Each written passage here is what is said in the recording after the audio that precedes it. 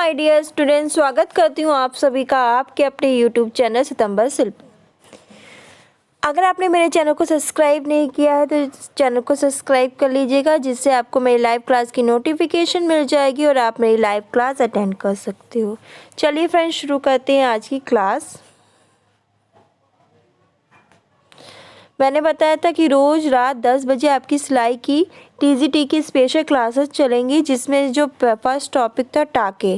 कल मैंने पढ़ाया था टाके होते क्या हैं और ये कितने प्रकार के होते हैं। मैंने बताया था टाके दो प्रकार के होते हैं, एक स्थायी टाका और दूसरा मैंने बताया था अस्थायी टाका, जिसमें से जो आज का टॉपिक है वो है स्थायी टाका। यानी स्थायी टाका किसे कहते हैं और ये कितने प्रकार के होते हैं, इसके बारे में आज हम लोग विस्तारपूर्वक चर्चा करेंगे। तो चलिए शुरू करते हैं आज की क्लास। स्थायी टाके को हम लोग पढ़ेंगे सिलाई कला के अंतर्गत। देखिए, स्थायी टाका क्या होता है। ये टाके स्थायी रूप से लगाए जाते हैं। जो स्थायी टाके होते हैं ये स्थायी रूप से लगाए जाते हैं और वस्त्र तैयार करने के बाद इन्हें खोला और निकाला नहीं जा सकता।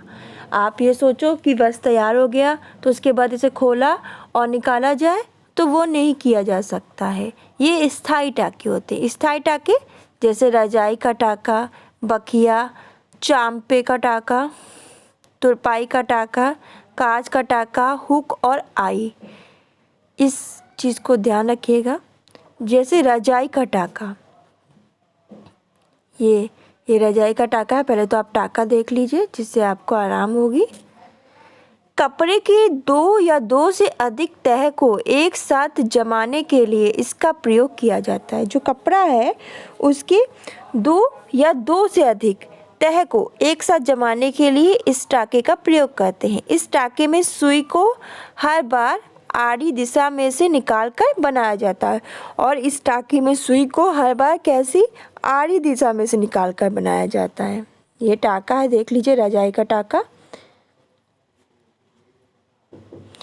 इस टाके को लिख लीजिए।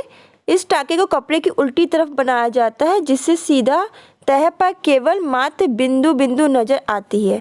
इस याद रखिएगा, इस टाके को कपड़े की उल्टी तरफ बनाया जाता है, जिससे सीधी तह पर क्या होगा, केवल बिंदु बिंदु नजर आएगी। धागा उल्टी तरफ तिरछा तिरछा नजर आता है और जो धागा है वो उल्टी तरफ तिरछा तिरछा नजर आएगा। इस टाके के द्वारा कोट के लैपेल के अंदर की तह जमाई जाती है। इस बात को भी याद रखिएगा, क्वेश्चन यहाँ से पूछ सकते हैं कि किस टाके के द्वारा कोट के लैपेल के अंदर की तह जमाई जाती है, तो रजाई के टाके के द्वारा। तो इसको भी ध्यान रखिएगा। फिर है बखिया। ये आप देख रहे हो तो ये हाथ की बखिया, ये चित्र में देख रहे हो, ये क्या है, हाथ की बखिया। यह दो कपड़ों को जोड़ने के लिए किया जाता है। ये बखिया किस लिए की जाती है, सबसे पहले तो उपयोग क्या है। तो बखिया हम कहते हैं ये दो कपड़ों को जोड़ने के लिए किया जाता है। किसके, दो कपड़े हैं उनको जोड़ने के लिए हम बखिया कहते हैं। और हाथ की बखिया आप देख रहे हो ना, इस तरह से होगी। ये देख रहे हो। पहले यह हाथ से, अब ये मशीन से बनाया जाता है। पहले इसे हाथ से करते थे, अब मशीन से भी बनाया जाता है। इसे बनाने के लिए सुई में धागा डालकर कपड़े में से सुई निकालते हैं। सुई है, सुई में धागा डालेंगे और कपड़े में से सुई निकालते हैं। एक टाका लेने के बाद फिर पीछे से दोबारा टाका लिया जाता है। इस विधि से बनाए गए टाके को क्या कहेंगे, बखिया। पूछा भी जाता है इसलिए। फिर चांपे का टाका, इसे फाइन स्टिच भी कहते हैं। पहले तो आप इस चीज़ को लिख लीजिए कि चांपे के टाके को हम फाइन स्टिच भी कहते हैं। चांपे का टाका यानी फाइन स्टिच, ये देख लीजिए, ये है। देखने के बाद ज़्यादा समझ में आता है। ये टाका करीब करीब बखिए की तरह से बनाया जाता है। इसमें केवल मात्र यह अंतर है कि इसमें एक बार सुई कपड़े से निकालने के बाद दो या तीन का तार पीछे लेकर सुई दोबारा कपड़े के अंदर डाली जाती है। इसमें सीधी तरफ से बिंदु व उल्टी तरफ से धागा नजर आता है। तो हम अच्छी तरह समझते हैं, ये चांपे का टाका यानी फाइन स्टिच है। पहले तो इसको समझिए।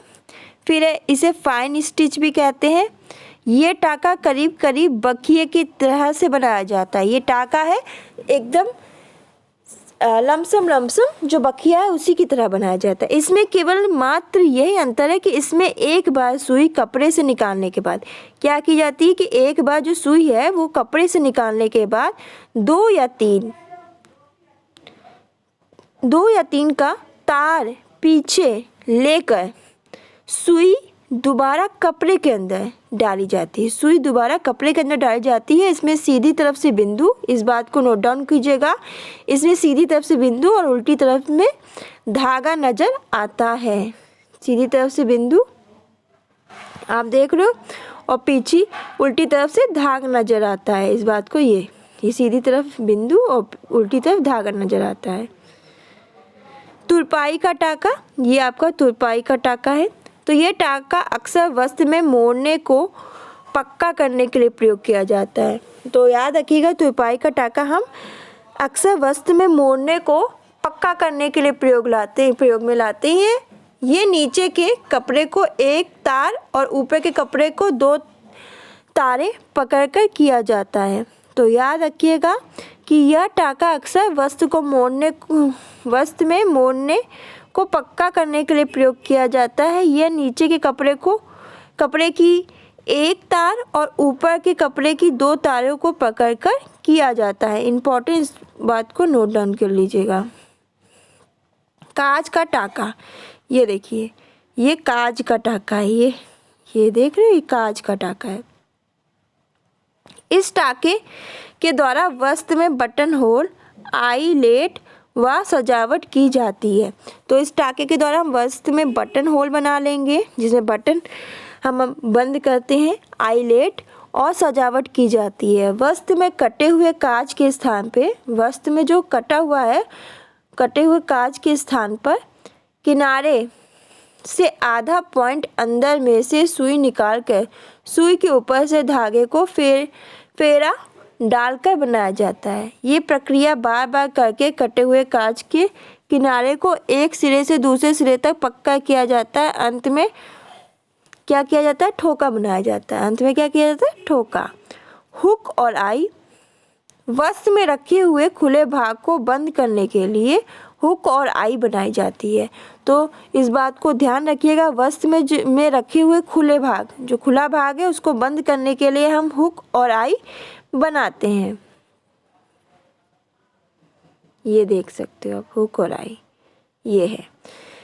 ब्लाउज और पैंट में हुक का प्रयोग होता है, किंतु दोनों हुक भिन्न भिन्न होते हैं। ब्लाउज के लिए हुक में 2 छेद होते हैं, जो ब्लाउज है उसमें हुक में 2 छेद होंगे। ये हुक देख रहे हो, और ये आई है, और आई धागे की बनाई जाती है।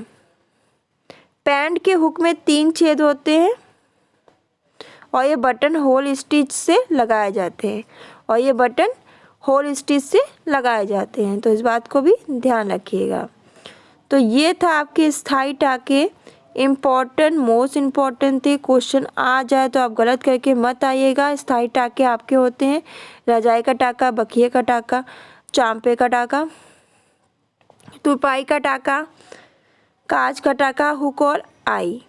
तो मैंने बता दिया है कि रजाई का टाका कौन सा है, बखिए का टाका कौन सा है, चांपे का टाका कौन सा है, तुरपाई का टाका, काज का टाका और हुक और आई का टाका कौन सा है।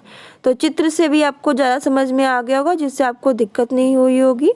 तो इसी के साथ क्लास फिनिश कर रही हूँ। चैनल को सब्सक्राइब नहीं किया है तो चैनल को सब्सक्राइब कर लीजिए। नीचे कमेंट बॉक्स में ज़रूर कमेंट करके बताया करिए क्लास कैसी लगी। कल रात 10 बजे जो हम लोग टॉपिक लेकर आएंगे वो पढ़ेंगे अस्थाई टाका।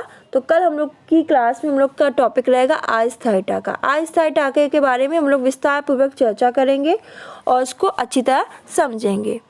तो चैनल को सब्सक्राइब सबसे पहले कर ले और लोगों तक शेयर करें, उनको बताएं यहाँ रात 10 बजे सिलाई कला की क्लासेस होती हैं और सब बच्चे क्लास अटेंड करें। धन्यवाद।